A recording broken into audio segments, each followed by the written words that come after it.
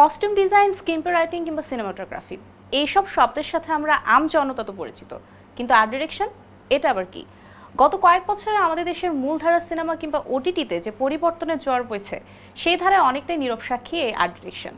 আজ কথা বলবো সেই কাজে পারদর্শী এমন এক মানুষের সাথে, যিনি গত এক যুগেরও বেশি সময় ধরে নিজের গল্প বুনিয়ে চলেছেন পর্দার পেছনে। ইন্ডাস্ট্রির স্বনামধন্য আর্ট ডিরেক্টর, জাতীয় চলচ্চিত্র পুরস্কার প্রাপ্ত শিহাব নুরুন নবী। ভাইয়া কেমন আছেন? আমি ভালো আছি। যে জিনিসটার জন্য আমি সবচেয়ে বেশি আগ্রহী জানার জন্য, যে এত প্রফেশন থাকতে কেন আর্ট ডিরেকশন বেছে নেওয়া? আর্ট ডিরেকশন বেছে নেওয়া আসলে আমি নিজেও জানতাম না যে আর্ট ডিরেকশনে কাজ করব। সো আমি ছোটোবেলা থেকেই ছবি আঁকি।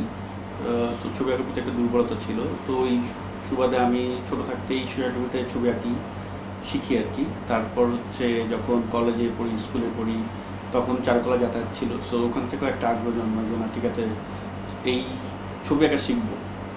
সো তারপর কলেজের পর যখন ইউনিভার্সিটিতে ট্রাই করি, তখন আমি ইউডাতে ভর্তি হই, ইউডা চারুকলা ডিপার্টমেন্টে। সো তারপরে গ্র্যাজুয়েশন করি। গ্র্যাজুয়েশন করার সময় করতে করতেও অনেক কাজ করতাম ছোটোখাটো। তো ওই সময় একজনের সাথে পরিচয় হয়, মামুন ভাই। উনি বেসিক্যালি তখন গাও প্রোডাকশনের সাথে কাজ করতেন। তো উনি একদিন অফার দেন যে শিহাব একটা কাজ আছে, করবা নাকি? তো আমি বললাম যে কী কাজ করতে হবে? আমার বললো যে তুমি যেটা করো ওইটাই করবা, একটা সেটের ডিজাইন করতে হবে।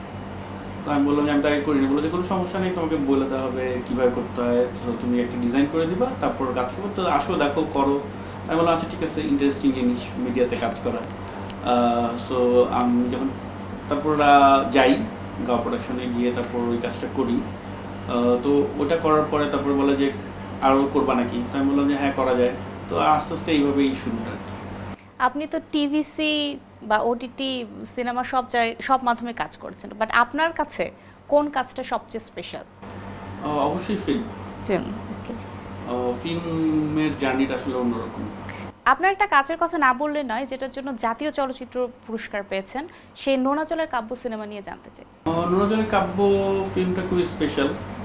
নোনা জলের কাব্য আমার হচ্ছে থার্ড ফিল্ম। রেজন সুমিত ভাই ডিরেকশন দিয়েছেন। সো গল্পটা ছিল হচ্ছে আপনার কুয়াকাটারি, একদম একটা চরের মানুষদের একদম রিয়েল জায়গায় আমরা শ্যুট করি।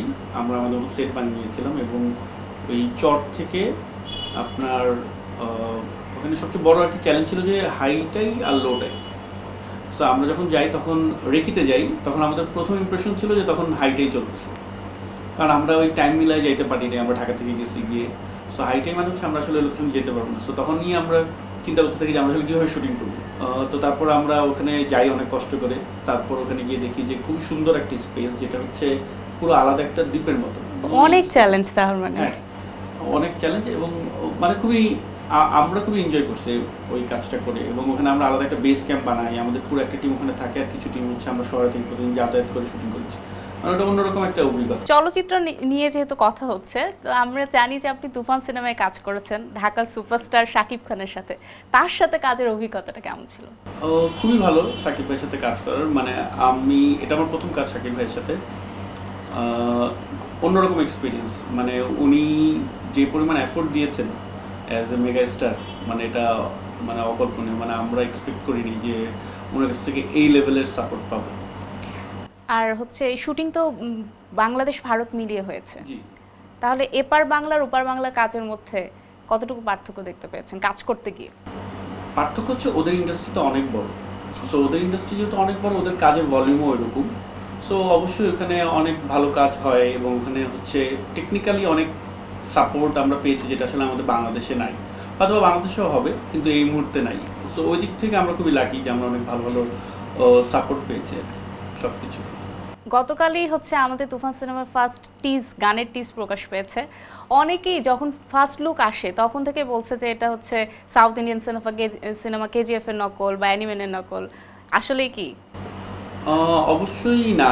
মানে বেসিক্যালি কি দেখেন, নকলটা বলবো না আমি, কারণ আমরা যে কোনো কিছুই করি, যে কোনো ফিল্ম বা আমরা কমার্শিয়াল করি, সব কিছুরই কোনো না কোনো রেফারেন্স দেখি। এবং এটা কারণ কেজিএফ যে করছে, কেজিএফও কোনো না কোনো কিছু রেফারেন্স দেখেছে। দেখেন, স্যুট পরা এরকম ফর্মালি, এটা তো আসলে অনেক জায়গায় আছে। সো এটা তো শুধু কেজিএফে পড়ে না। কেজিএফ হিট দেখে সবাই ভাবতেছে যে কেজিএফের মতো। আসলে অবশ্যই এটা কেজিএফ বা অন্য কোনো ফিল্মের কপি না। ওকে। আপনি যখন কোনো কাজ করেন, এখন তো আপনি কমার্শিয়াল কাজও করছেন, বাট এই কমার্শিয়াল চিন্তাধারা আর আপনার শৈল্পিক যে ক্ষুধাটা, এই দুটার মধ্যে ব্যালেন্স কিভাবে করেন? এই দুটার ব্যালেন্স হচ্ছে, কমার্শিয়াল যখন করি মানে বিজ্ঞাপন, তখন আসলে ওইটা পুরোপুরি ফিল আপ হয় না, কিন্তু ফিল্মের ক্ষেত্রে ওটা হয়, কারণ ফিল্মে আসলে ওই স্বাধীনতা আছে, বা হচ্ছে ফিকশন ওই স্বাধীনতা আছে, যে আমি যেটা করতে চাই বা যেটা দেখাতে চাই ওটা ফিল্ম এবং ফিকশনে পসিবল। বিজ্ঞাপনে হয়তো অনেক সময় পসিবল হয় না, কারণ বিজ্ঞাপনে আসলে অনেক ধরনের নিয়ম আছে যেটা আমাদের মেনটেন করে আসলে কাজটা করতে হয়। এ তো গেল চলচ্চিত্রের কথা। ওটিটি মাধ্যমের কথা যদি বলি, আমি যেটা দেখে মুগ্ধ হয়েছি মহানগর 2, আর রিসেন্টলি গতকালই আমি দেখেছি কালপুরুষ। তো ওটিটি কি মনে হয় আমাদের দেশে কতখানি এগোচ্ছে ওটিটি মাধ্যম বা আর্ট ডিরেকশন ওটিটির ক্ষেত্রে? ওটিটি অবশ্যই অনেক ডেভেলপ করেছে, মানে আমাদের দেশে যে ফিকশন যেরকম হতো তার থেকে ওটিটি অনেক ভালো হচ্ছে, ভালো ভালো কন্টেন্ট আসতেছে, এবং আমরা কাজ করতেছি। যেরকম আমাদের বাংলাদেশের ফিকশনগুলোতে কোনো কারণে হয়তো আমাদের কাজ করার সুযোগ অনেক কম হয়, কিন্তু ওটিটিগুলোতে কাজ করার সুযোগ হচ্ছে, এবং আমরা যারাই কাজ করছি এখন আমরা চেষ্টা করছি যাতে আমরা একটা ভালো প্রোডাকশন তৈরি করতে পারি এবং ভালো ভিজুয়াল দিতে পারি। সো দেখেন, আমরা যদি আর্ট ডিরেকশনটা ঠিকঠাক না করতে পারি বা ব্যাকগ্রাউন্ড যদি ঠিকঠাক না দিতে পারি, তাহলে আসলে সিনেমাটোগ্রাফারও ঠিকঠাক একটা ফ্রেম দিতে পারবে না। ডিরেক্টর তো অ্যাক্টিংটা দিচ্ছে বা গল্পটা বলতেছে, কিন্তু ওই গল্পটা কেউ বলতেছে একটা ভালো গল্প, তার সাথে একটা ভালো ব্যাকগ্রাউন্ড দরকার, ভালো ফ্রেম দরকার। সো ওইটা আমরা উঠতে আমরাও সুযোগ পাচ্ছি করার, এবং আমরাও চেষ্টা করছি যে কত ভালো করা যায়। আপনি তো কোক স্টুডিওর সাথেও জড়িত আছেন। রিসেন্টলি কোক স্টুডিওর একটা গান বের হয়েছে ওয়ারফেজের। তো আপনার কাছে কোক স্টুডিওর কোন গানটা, মানে আপনি যে কাজ করে তৃপ্তি পেয়েছেন যে হ্যাঁ?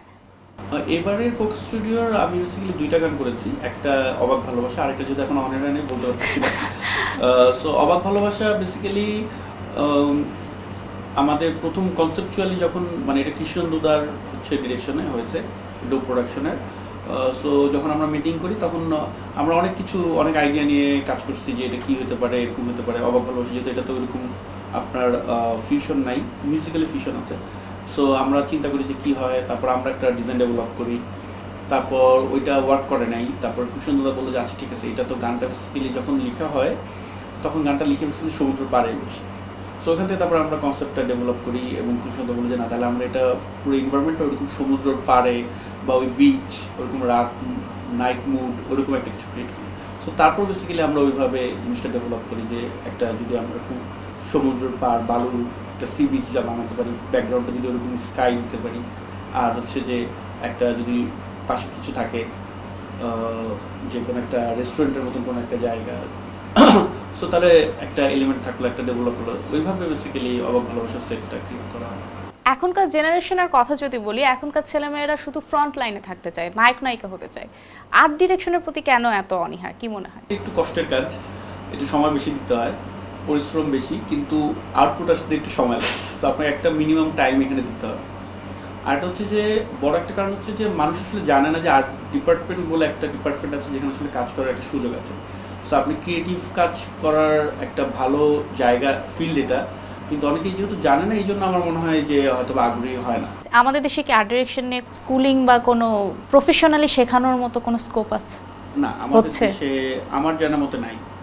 আমরা বেসিক্যালি আমরা যারা এখন কাজ করছি প্রত্যেকে আসলে কাজ করতে করতে শিখেছি পুরো বিষয়। হ্যাঁ, অনেক ধন্যবাদ আমাদেরকে সময় দেওয়ার জন্য। আপনাকেও ধন্যবাদ।